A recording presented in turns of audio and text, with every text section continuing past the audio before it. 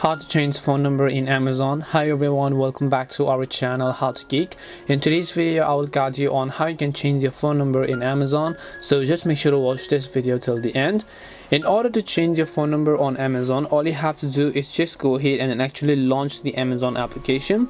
Then once you launch the Amazon app, just make sure that you're signed into your account. And after you're signed into your account, what you actually want to do is just tap on the account icon from the bottom of the screen. And then over here you'll find the option called your account right over here. Just make sure to tap on your accounts. And then once you tap on your account, on the next page, if you look under account settings, you have login and security.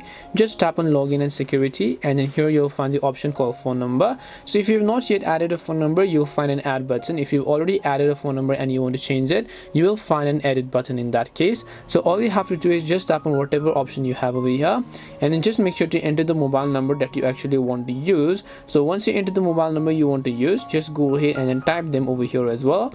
And then once you type them and your mobile number over here, just tap on the continue option from the bottom of the screen, then tap on OK. And after you send the phone number, you'll receive an OTP code, and after you verify the code, you'll have successfully changed your phone number on Amazon.